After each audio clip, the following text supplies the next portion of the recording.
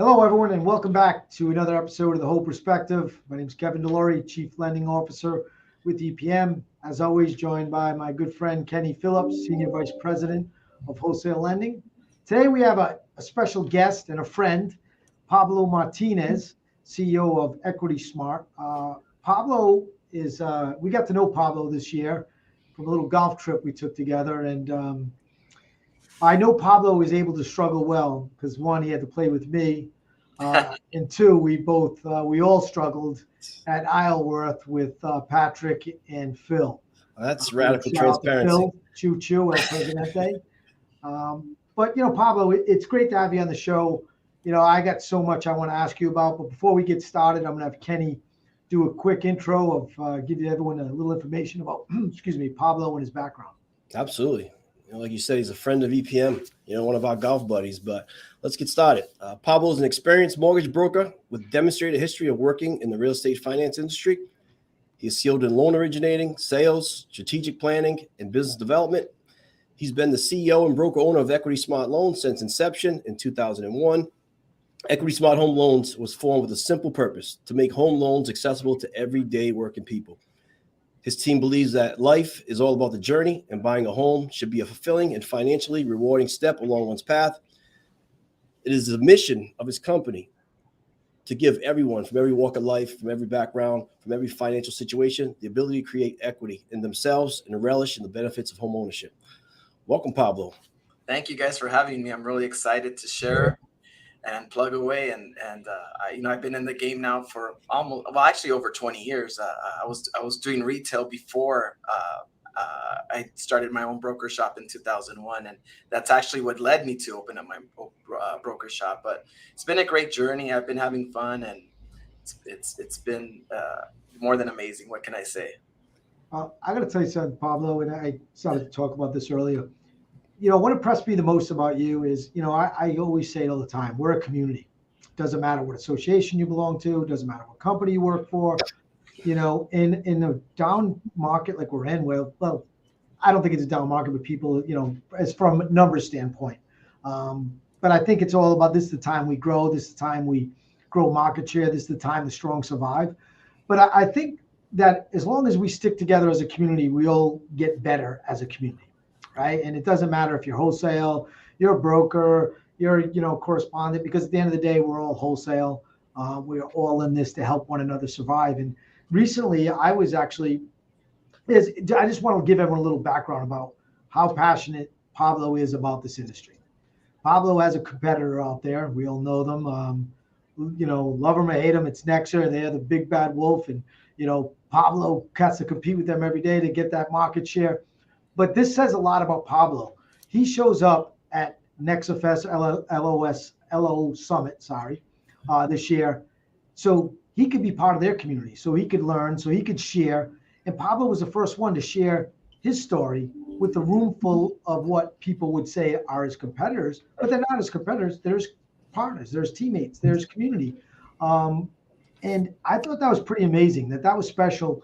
What made you say, look, I don't care what company you work for. I want to go help these guys. I want to learn from what their loan officers are saying, and hang up your ego, go into, what some might be perceived as enemy territory because you're in competition in some of the same states. What made you do that? Well, first and foremost, I want to give props to Mike Cordes. He's an amazing human being. And the fact that he even invited me, because we could flip the script and say, why would he invite a competitor and maybe have his allos check me out, right? So actually, thinking about it, I really got to spend time with Mike at the golfing event that we did, and I got to know him. And I really enjoy Mike. I think he's down to earth. He's a real human being. He is who he is. He speaks his mind. And, I want to really thank him for inviting me to go out there and share my story and a little bit about myself. But I'm not, I think in abundance. I think in plenitude. I think there's enough for everybody. And when we start thinking that there's not enough, that's where all the problems begin. We start thinking like, well, I got to hoard this. I got to hoard that. That person's my enemy. This person's taking away from me, Yeah. And bottom line is, if you have a good shop, and you're providing a great service, then people are going to come. And there's all kinds of different types of restaurants, gas stations. I mean, there's not only one, because people like variety. People want options, right? Right. What might be a great fit for someone at Nexa might not be a great fit for us, and vice versa, right? So that doesn't threaten me at all, because I know that we fill certain needs. Mike feels obviously a vast amount of needs because of the size he's been able to build this company. And our focus and what we're doing here at Equity Smart is what we believe to be top-notch service to our loan officers. We're bringing in about 7 to 10 loan officers in a month, so I know we're sitting on something good. But I know that there's an abundance of platforms, loan officers out there, so it doesn't threaten me at all. As a matter of fact, I want the wholesale channel to grow and to compete. The only issues I see sometimes is that you do have some players that are not playing fairly, and they don't know that we know that what's happening behind the scenes and all that. I honestly try to stay out of all that, even though it's very tempting to get lured into the drama and the competition and all that.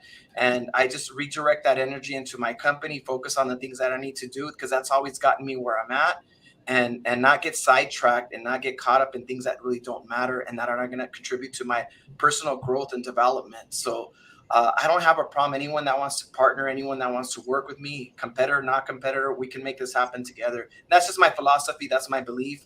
I was out there because I also want to get in front of more people, share my story, and that was a great opportunity for me to do that. So I want to continue to do so. I want to look for those opportunities. I want to really develop myself and develop my speaking skills and being able to talk in front of large audiences and inspire, even if I can inspire 2 or 3 people afterwards. And it felt good afterwards, because actually I ran into some people in the elevator and they're like, "Oh, thank you so much for sharing your story. It was inspirational." And so that's what keeps me going, right? And one of the things that's happened for me in this business is I've always leveled up, right? So, going back to the beginning of my story in 1997, when I graduated from UC Santa Barbara, I got into banking by accident. I was studying sociology. I wanted to be a probation officer. I wanted to help the community. I wanted to make a difference. I felt there was a lot of injustices with the legal system and all that. And I figured, what not, right? Young, want to make a big difference. And I grew up in rough neighborhoods, right? Gangs, drugs, and all that. So I really wanted to get away with that, and I wanted to make an impact on that. But when I graduated from college, I quickly realized that I needed to make money, right? I needed to pay rent, bills. I didn't really have a strong financial family support. Right. So I went out there, got a job with Wells Fargo as a banker, started doing loans. And, I remember the first couple of customers sitting in front of me. I was nervous, taking the application, and just seeing the need that they needed to have someone kind of bridge the gap between the bank and themselves, so that I can help them meet their needs. And it was just so rewarding, and it felt so good. And it was along the lines of what I studied anyway, social work, right? But more specific to financial. And as I helped more and more people, I just loved it. It came natural to me talking to people. And then by 2001, excuse me, I had worked at Countrywide Home Loans. I really enjoyed working there. And then from there, I went to GMAC Mortgage. And the crazy thing about me that a lot of people don't know is that I did purchases for the first 3 years. I did not even know how to do a refinance. So and I'm glad that happened to me, because I didn't realize that being a purchase loan officer would allow you to have the longevity in the business at the time. I didn't know that that's what it took, right? And so what happened is that I developed all these realtor relationships, and I'd get referrals from the realtors. And sometimes I had to turn away loans, right? Because when you work in a retail setting, they have one set of products and that's it. So then I'd follow up with my customers just to find out that their loans closed somewhere else. I'm like, what the heck? I looked at this. I know you didn't qualify. How the heck did you close your loan, right? And then the borrower say, "Oh, I went with this broker." I'm like, "Broker? What the hell's a broker?" I didn't even know what a broker was, right? So then I researched it, and then I realized the power that the broker had at the time. And I said, "You know what? This is going to be my career, and I need to have all the weapons." And I'm a very jealous person, right? So I'm like, I don't like my customers talking to their loan officers, right? They got to work with me. So right. The only way I saw myself competing was becoming a broker. I had to become a broker. And I remember it was one of the toughest decisions in my life at the time. Looking back, it was probably the easiest decision, actually. But at the time, because I have the same challenges that all the retail loan officers. So anyone that's listening out there is a good story. I had everything. I was a top producer. I was, top 1, 2 loan officer every month at GMEC Mortgage, which is General Motors. I had benefits. I could buy cars at a discount. I had all this stuff. I had recognition. I had all these cool things going on. And so I had an opportunity with one of my realtor investor partners where we said, he gave me the idea. Said, hey, let's open him a mortgage shop. I'm going to open up a real estate and I want you to handle the mortgage. And I'm like, wow, this is a great opportunity. But I had to make a big decision because up to that point, I had built myself up to be a certain person, a certain reputation, and I was stable. I had benefits. I had everything that anyone could want, right? I was in my 20s. And so I remember I was struggling to sleep on it. I had to go over and talk to my manager. I was sweating it. I was 50-50, right? I'm like, should I go? Shouldn't I go? And ultimately what I broke it down to was this. I said, hey, I'm young. I don't have anything to lose by trying this opportunity. I'm always going to be a top producer. Whatever I've learned to this point, I have tons of mental equity that I build on myself. No one can take that away from me, right? So then I made the jump. I opened up my broker shop. It was a struggle in the beginning, but after 6 months, I got it going. But I made the decision because I knew that I could always go back if I needed to. But the plan was never to go back, right? We always want to push ourselves to go forward. Right. I never went back, obviously, right? I kept pushing forward and it became a huge success. But it was a simple decision because I had nothing to lose and I could always go back to that job. They would take me with open arms because I was making them millions of dollars, right? Who wouldn't want a star employer coming back to them, right? But how many chances would I have an opportunity to open up my own shop, build my own company, and take on new challenges and level up myself, right? Pablo, I think your story is like, it's amazing. I mean, this is the Cliff Note version. I think anyone that wants a mentor and wants to hear, how somebody got to be where they are today, and you see his title, CEO, Equity Smart, great company, you really should talk to Pablo, because I got to know Pablo. It's funny. What I find, again, we go back to the word community. I watch Mike Covery, Mike Cordes, Matt Grella, Bill Griffin, all of you guys sit around in that golf. Jay Curran, yeah, exactly. And just share thoughts, share what we could do different. Hey, here's my story. They shared their story. And I was sitting there and I'm like, wow, a lot of their stories are kind of similar to mine, some similar to Kenny's. And I think that's what made that group so much fun that weekend. And we got, everyone got along so well. And you established long-term relationships, and you guys at the peak of your game sharing what makes you great. Right. And that is what's so key. So if anyone that's listening says, hey, look, I'm going through a tough time, and I think you got to call Pablo. You got to reach out to Pablo. And just like he shared with Bill Griffin, Covery, Cordes, all these guys, he shared his story, and everyone sitting around. By the time they left, they all shook hands and like, hey, let's stay in touch. And it was great to see you just recently, at least not with the golf club in my hand, choo Phil. After the time when I did have the longest drive on one hole, truth be told, and Patrick said, whatever you do, don't get dirt in my ball. And sure enough, I ripped a divot about the size, about 6 feet long. I remember the divot, but not the longest. Yes. But so, go ahead, Kenny. I'm sorry. Well, to your point, Kevin, the wonderful part about that whole story was that it happened organically, right? It wasn't like we're gonna, hey, let's get together and plan and share. It happened naturally, right? Everyone was willing just to sit down and during the conversation, just contribute, and it came out of nowhere. It was just friends, Phil, me, you, Covery, like you said, Cordes, everyone just sitting there having a good time and ended up being bonding and, like you said, sharing. So good point.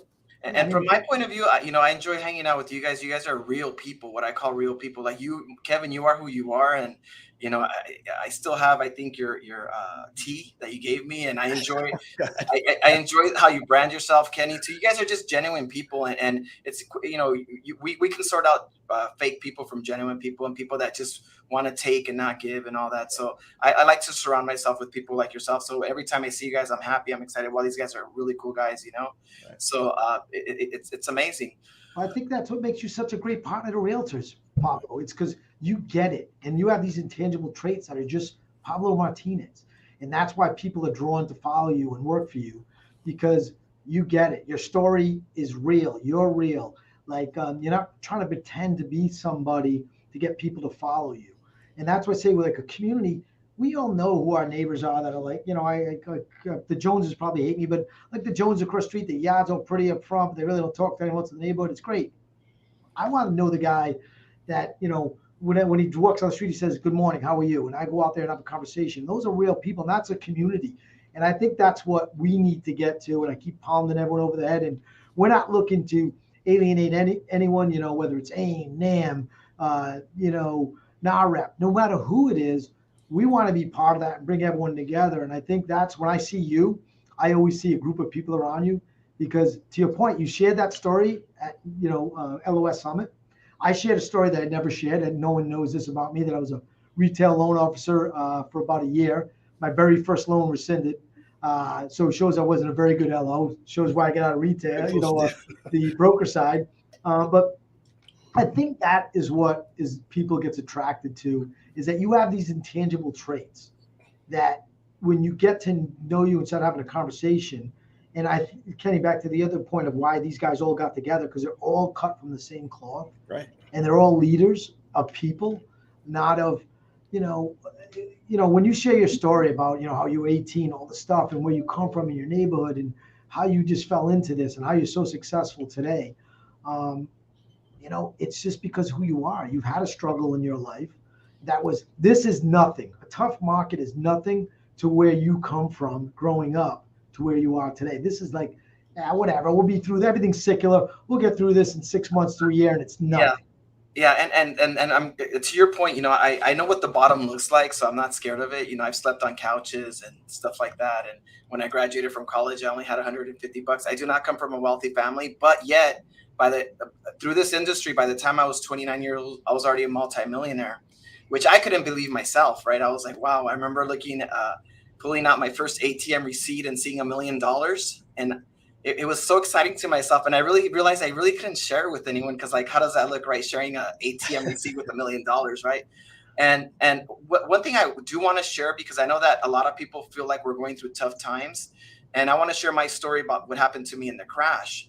So I shared the part where I built the company. I started a company in 2001. It was actually it was a fun ride. We went all the way to about 2007. We had about 150 LOs. Back then it was the wild west, right? There was really no regulation. There was not much licensing. And it was a little bit tougher because we were really on our own. We didn't have partners like Equity Prime and these other lenders that are providing all kinds of support in building a community. We didn't have these what do you call them? Like AIM associations, right? We didn't have any type of support. We had to do everything on our own. Right. And this is why I have a much appreciation for what's happening right now. And for any loan officer that wants to become a loan officer, or anyone that wants to start their own broker shop, there's no better time than now. I always tell people that, because they knew what we went through. And part of what I went through is I was young. I was in my 20s, heading into my 30s.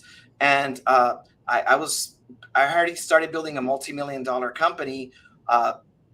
And what I found myself a lot was sitting at my office trying to make these tough decisions. And the big mistake I made is I threw money at all my problems. It was the easiest thing to do. We're making a lot of money, and okay, just hire that person, just pay that person off, just, money, because it's the easy way out. It was the easy way out for me. So I didn't really get a chance to develop myself as a real CEO, as a person I am today. But I needed to go through all that process to get where I'm at. I couldn't phone a friend. I couldn't consult anybody, because there was no one at the time that was reaching the heights that I was in the mortgage industry that I could even consult them and say, hey, I'm in these situations. What do I do? How do I move forward? Right.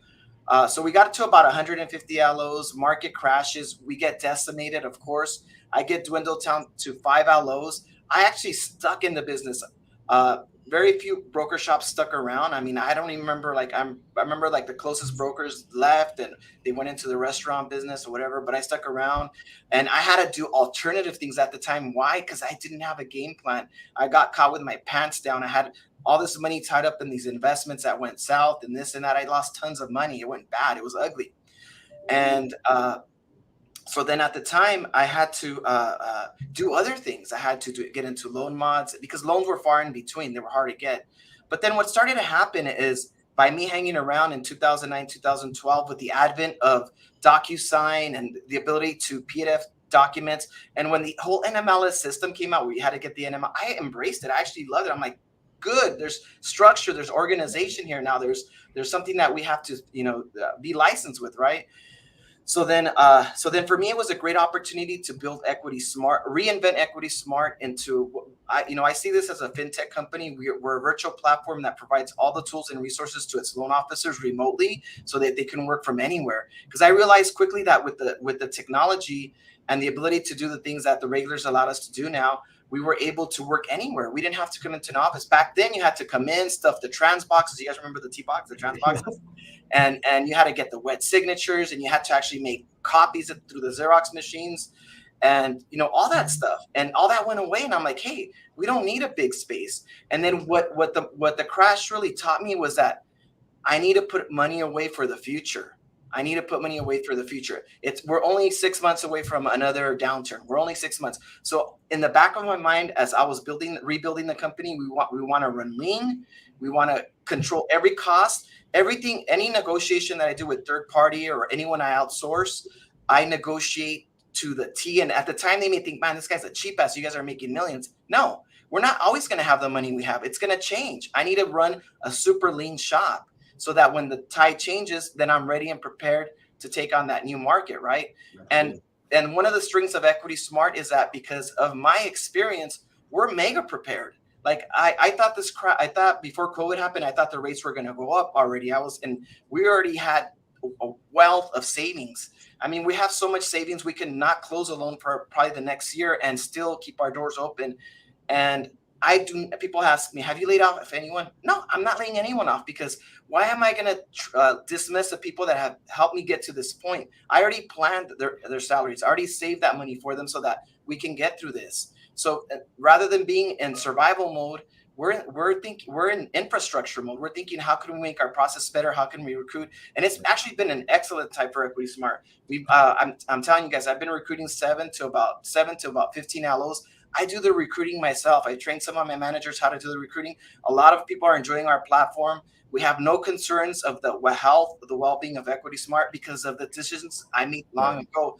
So for a lot of companies or loan officers out there, you got to plan ahead. You have to run lean. You can't go out and buy the Ferrari. You can't go out and do all this stuff, Well said. I think Jared nailed it, Kenny, right? Leadership. That's what leadership is. Absolutely.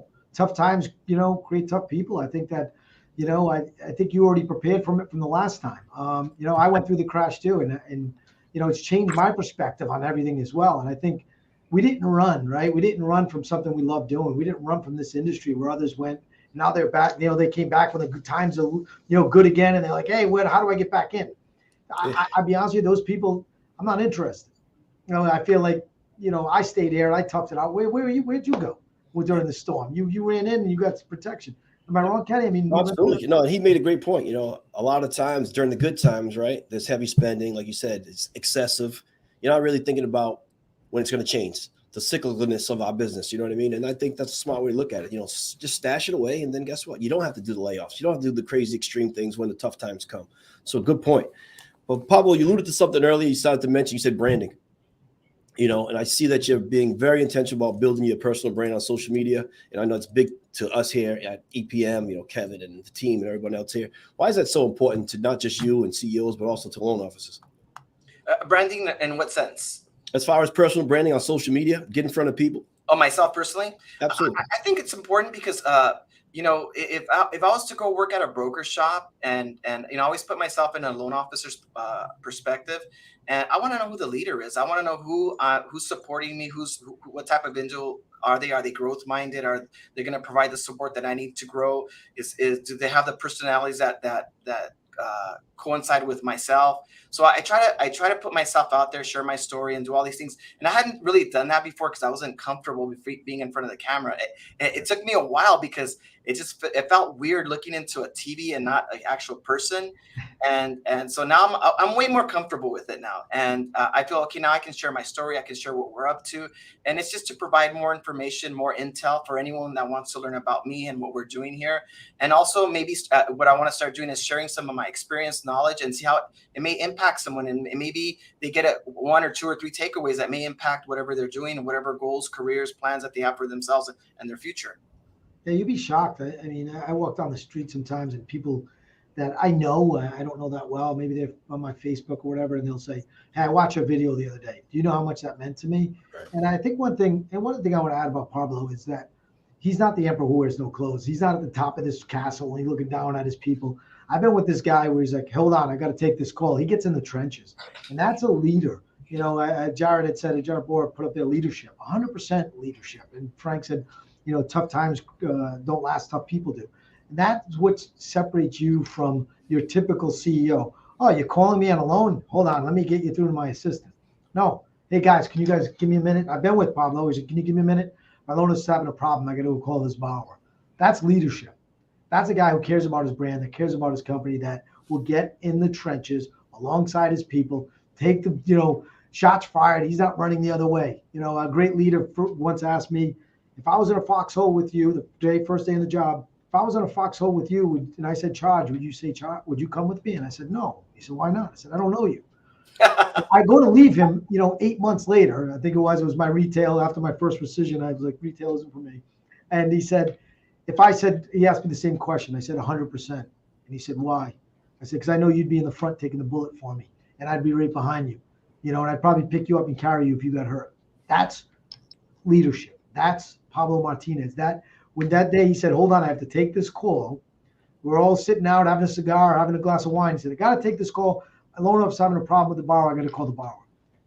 Everyone else is looking like this guy clips the borrower. Of course he does. That's leadership. So that's a story. If anyone wants to learn about Pablo Martinez, pick up the phone, send him an email, and you'll learn a lot about what leadership's all about. Yeah, you know what it is, and I want you guys to think of it this way. It's you cannot focus on the money, and I think a lot of broker shops owners. I mean, I know we have to be profitable. I know that we have to make money, but if your primary focus is money, going into the mortgage industry and not servicing the people and not bringing value, then you're not going to get that far in this business, because the issue with just focusing on money is that it's going to clog and fog your thinking in certain areas where you may need to sacrifice some money. And I'll give you a quick example. When I started in 2001, we weren't making enough money to cover overhead. With 4 LOs, it was my production that I had to say, you know what, this month we're short 20 grand. I made 40,000 in commissions. The other guys didn't close anything. So I'm going to take 20,000 from my commissions to cover the overhead and not even think twice. And not be like, well, you guys have to pitch in. You guys didn't close anything. Not having that mentality where I get caught up in money. I always thought I can always get the next deal, and the next deal is going to help close this stuff, right? So I always go into dealings with a win-win mentality, right? And I'll give you a quick example, right? I had a person that was opening up a real estate, Keller Williams, and they wanted me to come in as an investor, right? And I said, oh, great, this is a great opportunity. I have a mortgage company. I can partner with you, and you're going to have a real estate. And there's going to be 6 partners, right? And once she broke everything down to me, I actually ended up choosing not to move forward. Why? Because she was going to collect $500,000 from 5 of us, and she was going to be the principal, and she was not going to put anything in. And I asked her, what is your skin in this? And she goes, oh, I'm bringing in mental capacity and sweat. I've heard that before. Yeah, we've heard that before. Yeah. And I'm like, wait a minute, you're going to get 50%, and we're going to each get 10%, and we're bringing in 100 grand. And right away, I knew it was a recipe for disaster. I just kindly backed out and said, oh, you know what? This is not for me. Sure enough, not even a year later, all of them are in lawsuits. I kid you not, they were in lawsuits. And because I saw that coming, because I picked up quickly that her main focus was to try to take advantage of 5 people, which was us, and control our money and control the project, right? And so I know that this is a great takeaway. Whenever you're dealing with anyone or any situation, you got to create win-win situations, even if the other person that you're dealing with is ignorant or is not aware, and you feel like, oh, I could take advantage of them and get an extra percentage, and they won't even know it, and they're going to be happy with it. Yes, you may get away with it at that moment, a year or 2, but then it's going to come up. So why not just be fair from the gate? It takes a little bit as us as human beings to give right in the beginning, because we know well, that's extra money I could put in my pocket because that person's not going to know, right? Right. So one of the things that we do with our loan officers is we have fair dealings with them. Even though I said, you know what, I could probably pay this person this, but I'm going to give them that because I don't want them to go anywhere else. I want them here. They might not deserve that now, but I know I can build them up to that now and make that little sacrifice. Right. and then get the big payoff down the road, right? Absolutely. And so that type of thinking of abundance, plenitude, and win-win attitude for everybody, not for yourself, even when there's opportunities where you could take advantage of someone, those are the things that matter in the long run when you're building a company. Because if you do it with one person, that's a crack. You do it with another person, that's a crack. Now your company has a bunch of cracks. What happens with cracks? Well, we know what happens, right? So I always try to, anything that you start off in the beginning has to start off the right way. It has to. It is your responsibility, even if you could take advantage of the other person, to start things the right way. Right. No, it's funny you say that. It's part of our core values, like do the right thing always. You know what I mean? That's key. Yeah, and I always this is something I always share with everybody, my kids, everybody. The golden rule. You guys know what the golden rule is, right? Your golden rule might be different than my golden rule. The golden rule is treat everyone else the way you would want to be treated. 100%. I think empathy is a lost art in our business, and everyone needs to get it back. So I always tell people, when you're in doubt, you don't know what to do in that situation, say, how would I want to be treated in that situation? And you'll find your answer. That's a little tip right there, because oftentimes we don't know what decision to make, right? And if you just say, what's the golden rule? And then you refer to that, you're going to say, this is how I would want to be treated in the situation. Right. And then you find your answer. We'll have to send you one of my favorite shirts, WWKD. What would Kevin do? Kenny, before we let you go, buddy, this has been amazing. Well, we got to ask our staple question. How do you define your value, as a CEO within your company, or even in our industry as a whole? How do I define my value? Correct. It's just about service and giving, giving yourself, bringing value. I'm a big believer of the law of attraction. I follow Napoleon Hill. I read his book and reread it. Law of Success, Grow and Think Rich. And, I embrace a lot of those principles. And you get, by bringing value and focusing on that, then you don't have to worry about money, anything else, because people are going to be drawn to that. I always reference, Kobe Bryant, right? Or with some of these star players, you don't see them at the bench counting their dough, right? Like, man, I just played this game. I made like 10 million bucks on this game. And, they're flipping through dollars, right? They don't do that. They go to the bench. You see Kobe. He's laser focused. He just wants to win that game. He doesn't care about the money. He doesn't care about his fame, stardom, whatever. All that was just a consequence of the value he brought to the sport. And if you see yourself that way, what value can I bring? What is my role in this company or this broker shop I'm in? Then what is the value that I bring? And then everything else is going to fall into place, because, when people come in and they're like, oh, well, what do I got to do to get a raise? Bring value. What value? If you're talented, if you become let's take, for example, I'll give you an example. If you're a processor and you become a badass processor, how the heck am I going to fire you? As a matter of fact, I'm going to want to throw money at you to keep you. Bring value. Show me that you return calls, that you process your loans on time, that you do this, that you do that. And there's no way I can fire you, right? If you want to be a musician, a singer, and you're talented, if I say you're not talented, it doesn't matter what I say. If you're truly talented, the world's going to let you know. Bring value. Love it. That's awesome. I think that's, I think a lot of people, that are watching this, I hope you, if you're having a tough day, you're having saying, hey, whoa, me, and how do I get through this? You got some guys on the phone that have been through this and a lot worse than this, and that show up every day with the right mindset to kick ass. Pablo, to your point, so all I do is, read every chance I get to try to sharpen my game to make me a better leader, a better person, a better dad, a better husband, whatever it may be, a better friend. So I want to thank you.